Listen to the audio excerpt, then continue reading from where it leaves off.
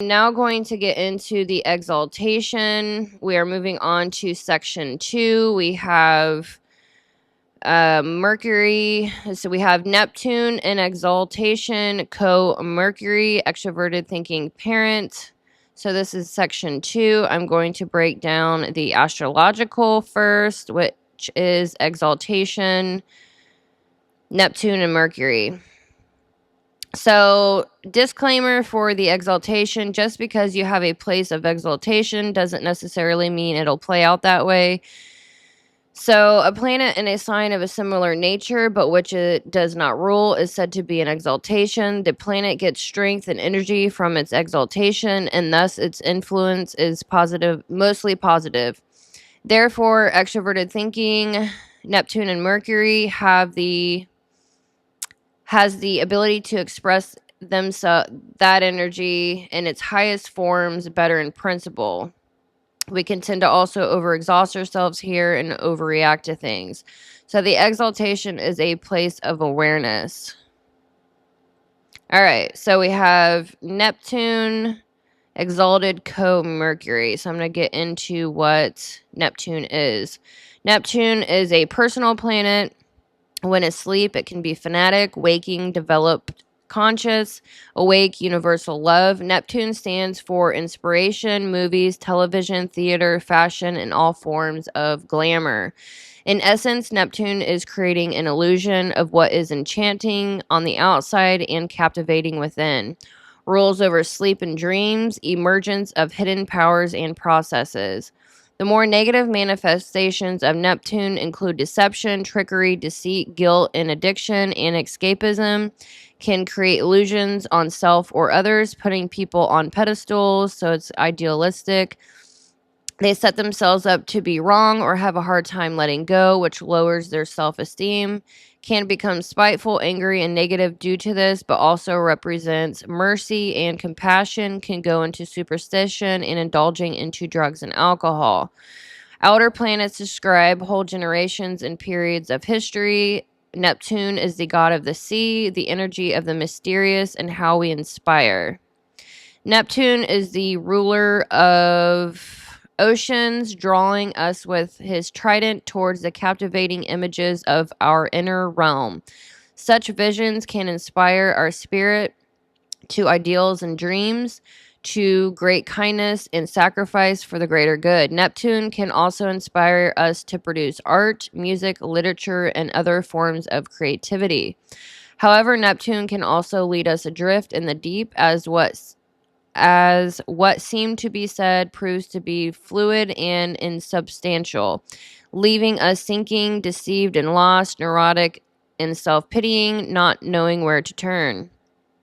We can move beyond this danger by identifying with others, perhaps by developing empathy through a meditation and or inner work practices that constantly broadens one's awareness. Then we may gain real understanding of ourselves.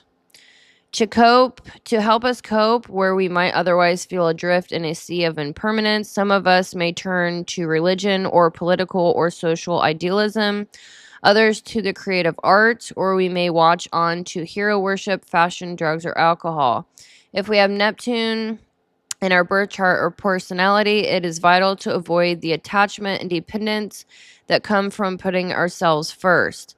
To offset disappointment, self-deception, and destructive addiction, we must care for others and their interests.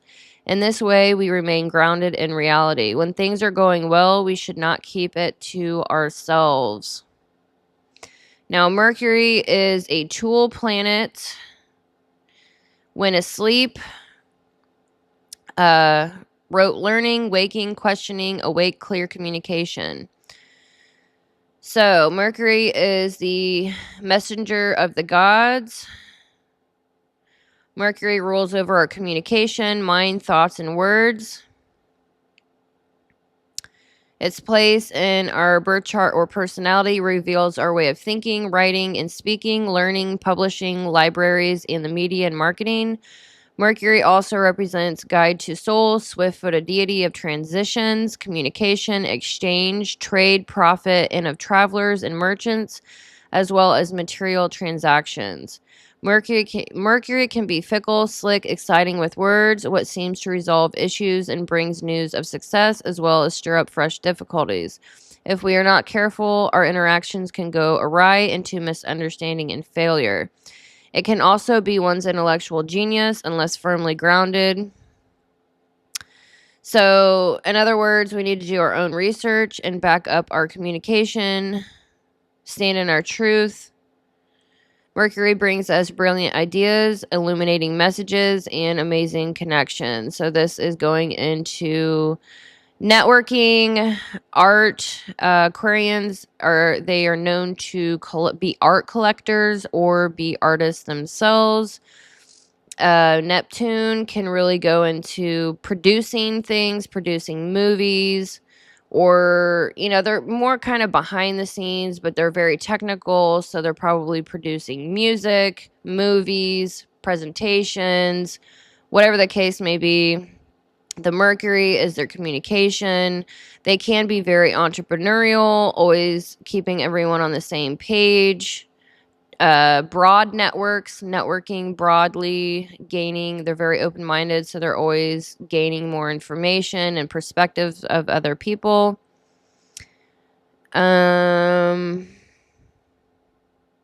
Egyptians thought of Mercury as begetter of all wisdom and esoteric knowledge. It is related to the Egyptian god Thoth, who interrogated each person's heart, weighing of the souls, goddess of justice. Judge, jury, and executioner. That's Aquarius. All right, so that is the astrological energy. Now we're getting into psychology. So what is the parent cognitive function? It is our sense of responsibility. It is a pessimistic function, so it takes more energy to use.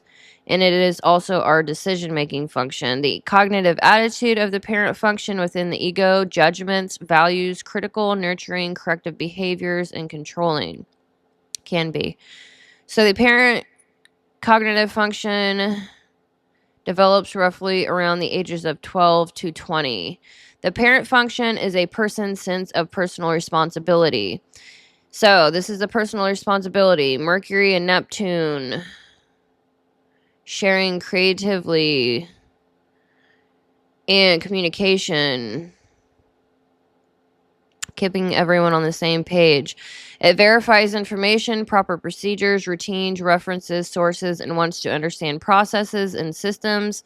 This function is more conscious and cautious and can talk about values and will fight for and stand up for those values. Our parent function does a job unlike the hero and doesn't expect a party afterwards. A mature warrior just does his or her duty. It forces people to behave and stay in line in society. It's about morality and intention versus desires. Adversity develops the parent's maturity and personal responsibility.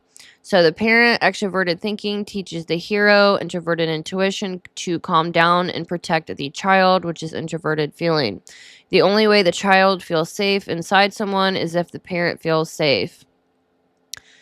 So the parent function has a hard time developing in a person because of maturity. It actually is one of the hardest functions to develop within the ego besides the inferior function. This is because it is pessimistic and skeptical. So now we're starting to see Mercury is in a pessimistic slot, which means that Aquarians can tend to close into themselves and become nihilistic and be all consumed with their introverted intuition. Whatever they are studying, it is all consuming. They stay to themselves on their own path, on their own goals. And so that can be restrictive to a degree. As people mature, they'll start using their pessimistic functions, which are the parent and inferior functions. The parent has more awareness than the child function, but costs more energy to use. Over time, our parent function's voice will grow louder, demanding to be heard. If we resist its development, we will perpetuate dominant hero extremes and exacerbate inferior repression. We need to release this tension by integrating the parent function in a healthy manner. So, ideally, the parent function, extroverted thinking, counterbalances and addresses the blind spots and excesses of the child function. So, relying heavily on our hero and child can work as a child and teenager because life is much simpler, but certainly will not work as an adult as life gets more complicated. With hero and child function focus, you're only seeing or using half of reality. So, the NI hero and FI child, we tend to loop between these two and ignore our extroverted, in this case, functions, which is TE parent and SE inferior. So Aquarians can tend to close down on themselves. And in order to get out of that, they need to start extroverting. Function development is a long-term process, and you will certainly make mistakes, but those are opportunities to learn and mature. Since the parent function is the opposite orientation of the hero and child, extroversion, in your case, will bring them back to earth, so to speak. Successfully integrating the parent function is ultimately about taking personal responsibility. The root of your problems is largely yourself and your own unconscious resistance to psychological growth. Successfully reconciling the child and parent functions is ultimately about taking personal responsibility and recognizing that apart from environmental challenges, the root of your problem is largely yourself and your own unconscious resistance to the psychological growth. So, what is extroverted thinking? I am going to move a picture. In my editing process, for some reason, I still have that on stay on the page rather than move with text. Okay, so what is extroverted thinking? TE is extroverted thinking. It is a objective judgment function. TE represents rationale and is more about researching and beliefs. Extroverted thinking makes decisions based on rationale.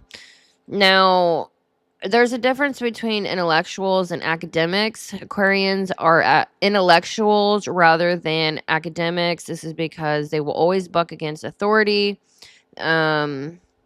Academics, they are more structured in their authoritative hierarchy, however that case may be.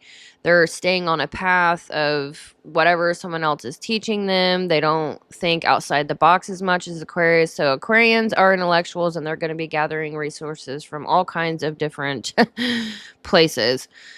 So anyways, TE or extroverted thinking approaches and structures things in rational ways for the sake of understanding science, utility through technology, or maintaining external order and stating laws and rules. TE squarely comes from the left side of the brain, unlike introverted thinking, which is a more holistic approach. The left side of the brain characteristically is logical, analytical, systematic, and explicit in its workings.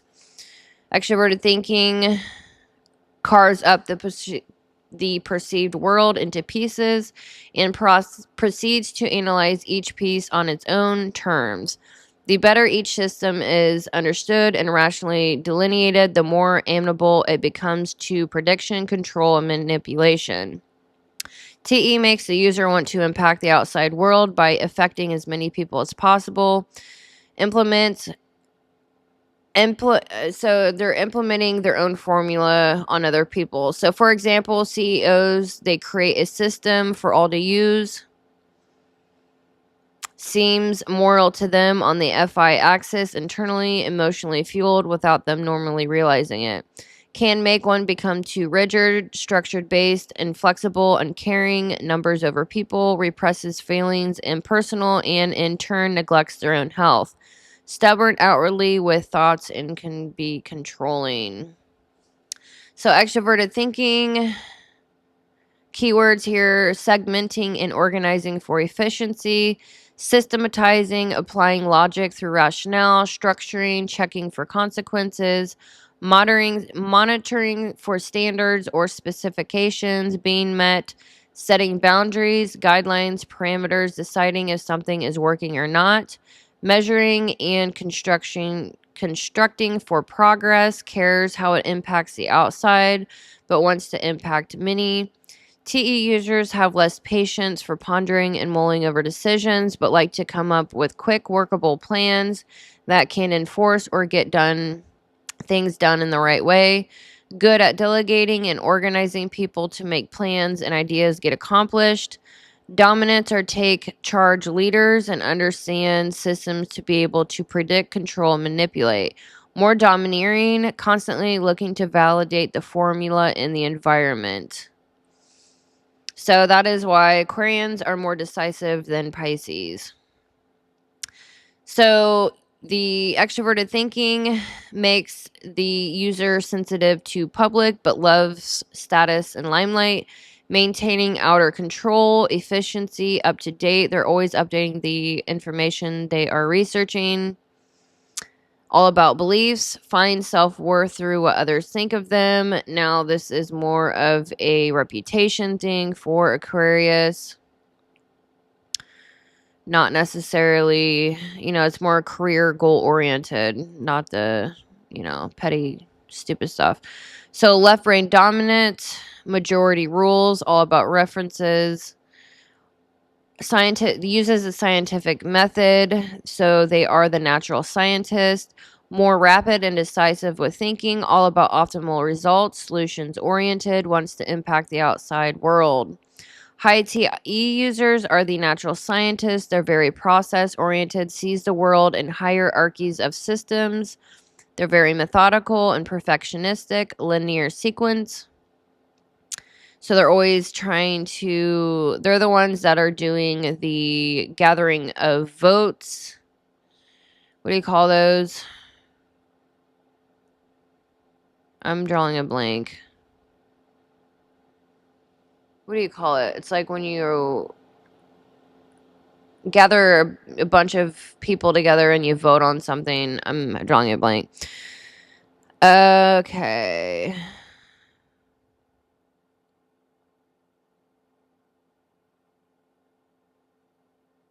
They can be seen as direct, blunt, harsh, and tactless in communication, not caring so much of how others feel, but what others think. It's all about gathering data and statistics, letting the majority rule. It's all about the belief of truth. TE users go out of their way to surround themselves with smart people in order to absorb their thoughts. These people need to read a lot and gather credentials. They want others to think well of them. So they do always try to look good, but that is to make a good impression for respect. So TE is on an axis with FI. You're always going to find TE with FI. So introverted feeling, I'm going to break that down in the next section, but we are here for a briefing. So FI evaluates and refines personal tastes, feelings, and values. It champions individuality, emphasizing and defending the unique qualities of the individual. It shows particular concern for life's underdogs, and that can be children, animals, the elderly, the undeserved, and so on. Because of the highly rational presentation of TE and the introverted nature of FI, it can be easy to assume that Aquarians are devoid of emotions. But the truth is, they can experience deep feelings and develop strong attachments via their introverted feeling. Some are sensitive to instances of injustice, inequity, and victimization. They may turn to legislation, TE, for redressing perceived injustices or victimization, FI. We see this all the time, for instance, with FI tragedies. So, I don't know if I can say this. I don't want to get in trouble on YouTube, but perceived injustices in groups, I'll put it that way. And then that will prompt the passing of new laws or the formation of new organizations intended to prevent future reoccurrences.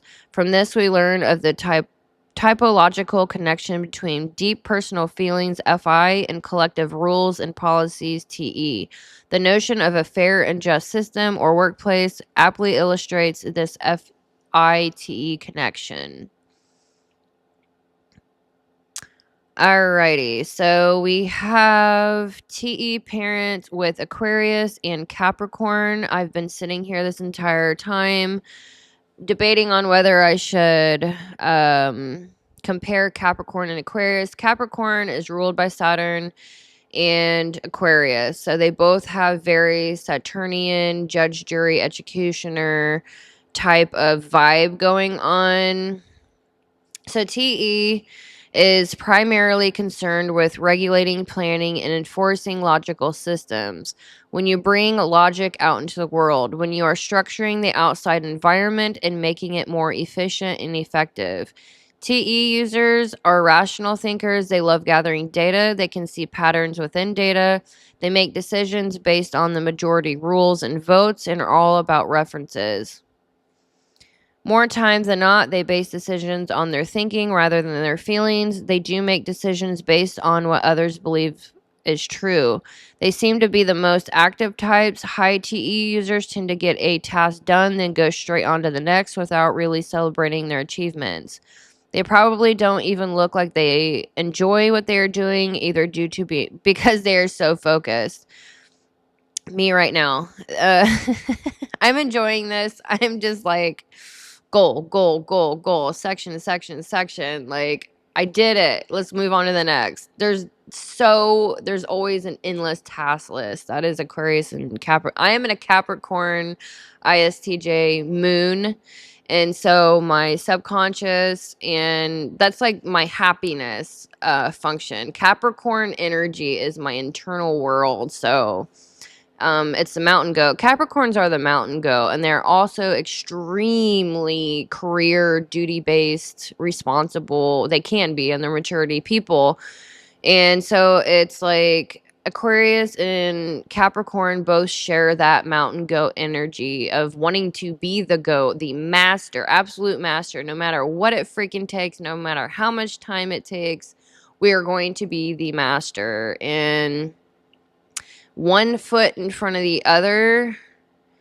It's like we make huge goals, huge, insane goals. We're dreamers, and we have this huge idea and goal and dream in mind, and then we break it down. Check mark. So it's like a constant, slowly climbing the mountain like a mountain goat. So yeah, it's like they will get a task done and then go straight on to the next without celebrating. They tend to be very good at prioritizing the order in which things should be done. They are great at creating a system and then letting the systems do the work. So, where are we at here? Parent. All right, so the parent function is more conscious and cautious and can talk about values and will fight for and stand up for those values. So the attitude of the parent function: judgmental, values, critical, nurturing, corrective behaviors, and controlling. So it is a pessimistic function. It takes more energy to use and has a negative slant. We tend to be more conscious of this function, which means we do feel the responsibility and cautiousness in this area. It is less obsessive and better controlled consciously, healthier and more organized than the hero. So the hero cognitive function is the first function we work on within our ego, but we tend to get so autopilot in the hero, and we can go swing from extremes between the hero and the inferior. But the parent function is also exaltation astrologically, so we can see it the highest in principle. Whatever is in your parent function can potentially be in its highest form. So we're starting to see how astrology and psychology aligned here. So it's better controlled consciously and healthier and more organized. So the parent TE, doing some editing here. I'm responsible with what others think is the quotation.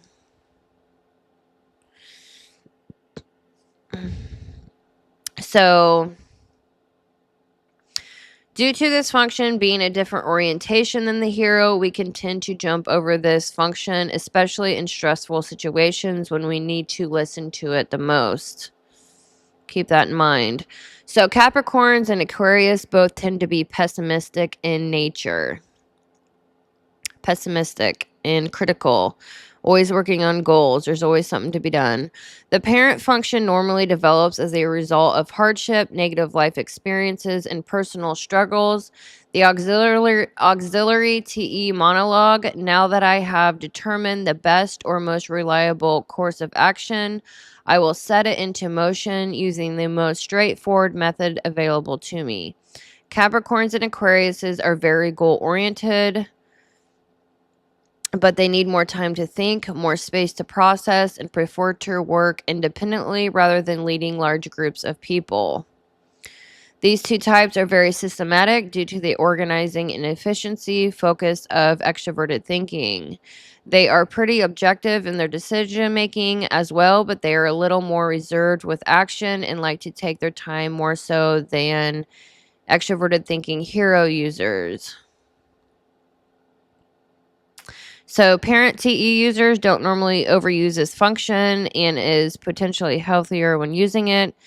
Because it is an extroverted function, it seems external to the user, but they still push forth this function's actions onto others. Both of these types, Capricorn and Aquarius types, tend to be introverted and prefer to stay to themselves, mostly in their minds.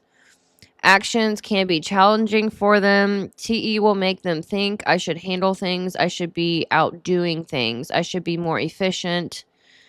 And it is their nagging parent. We do have a tendency to project the parent function onto others as well, and can come across as bossy or aggressive towards others because they're trying to encourage others to do this function. So Capricorns and Aquariuses can tend to organize things for others. This can seem more aggressive than even a hero TE due to these types being introverted. We also tend to project the parent function onto people we admire and can be let down due to what we thought they were versus what they actually are. So Capricorns and Aquariuses are very good at organizing things, and they're going to love to organize. Capricorns, for example, they can be like accountants and lawyers and police officers. They're very duty-based. And then Aquarius is, how can that play out? I'm going to break this down. I've got it down here. I'm just going off the cuff here. Haven't looked at this for a while. All right, so let me break down Capricorns first. So Capricorns are the ISTJs. It's a cardinal sign, and they're also considered the scholar. So Capricorns are very academic. Aquariuses are very intellectual. So that's the difference. So Capricorns, they are an earth sign. They are sensor types, which means they focus on the concrete and practical realities in daily life. Capricorns value their experience and the tried and true, unlike Aquarius. They are known for their accuracy, reliability, concentration, and memory for details. That is also a difference. Capricorns have a larger storage in their memory. They have much better memories than Aquarius is. Capricorns are very attentive to their surroundings and are excellent at pointing out flaws that need fixed. Capricorns find pleasure in organizing and systematizing things. They like to know where everything is, and they like to streamline systems to make them more efficient. They cannot stand wasting their time. They are more objective and logical when they make decisions, preferring to remain detached emotionally. Capricorns have a calm, steady, stable demeanor. They strive to be responsible and dependable in everything they do. They are more concerned with the here and now, unlike INTJs or Aquariuses. Capricorns like to solve problems at hand and in some tangible way rather than through theory and abstraction, like Aquarius. So Capricorns gain their self-worth or self-esteem through being thorough and dependable. Capricorns are all about being this walking library of Alexandria. They try to commit to memory as many references as possible. Capricorns and Aquariuses tend to use TE as a tool rather than all the time when they actually have a reason to. They will probably look less busy and on the go than TE DOMs, but once they have a vision, reason, or aim, they will kick in gear in a big way. Capricorns tend to be the most stable and consistent. So Aquariuses, they are a fixed sign and they are strategists. So Aquariuses, unlike Capricorns, are intuitive, which means they enjoy discerning patterns, symbols, and are future focused. They like to find out the big picture and like to figure out meaning behind things. They are imaginative and are fascinated by the possibilities. Aquarians like to try to determine the most likely outcome for any given problem. They use TE to organize and solve problems and understand complex theories and strategies. Aquariuses like challenges and will want to complete one after the other. Routine is extremely irritating to Capricorn or to Aquariuses, unlike Capricorns, and they can tend to only feel successful if they are able to solve bigger and better problems that allow them to stretch their intuitive and thinking powers. So they are pragmatic and systematic and take continuing education as leisure. So Koreans are always educating themselves. They also enjoy appreciating art, playing with computers, video games, and working out. They can be tough and decisive when needed and can be concise in their language. To outsiders, they can seem to be rational, detached, calm, and assured.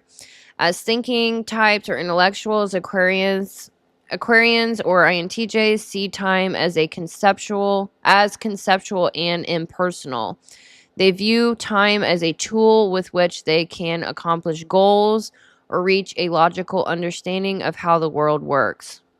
They usually organize their time based on priorities and will be more frustrated if personal demands get in the way of their goals or visions. Aquarians tend to prioritize information gathering and achievement and enjoy having a lot of time alone to contemplate and reflect. They can procrastinate about working on their relationships or interpersonal issues. All right, so I'm going to update this section tomorrow. I'm going to focus on these sections the next week here. I'm getting a little bit ahead of myself. So I think I'm going to stop here. Or should I keep going? Okay, so I think that's all for tonight. I have probably 2 hours of video editing to do. And I am going to reorganize a few pages on here, and then I will get into what the left field is, or detriment, the sun influence, and what introverted feeling is, and then the extroverted sensing inferior, and Pluto and fall. So, thank you for watching. Like and subscribe. I hope you're enjoying this. I'm hoping you're getting some information. I need to do some more editing and organizing in the throwing it all together sections. So, anyways, thank you for your time. I greatly appreciate your time. And like and subscribe. Very much appreciate your support. And I will see you in the next video.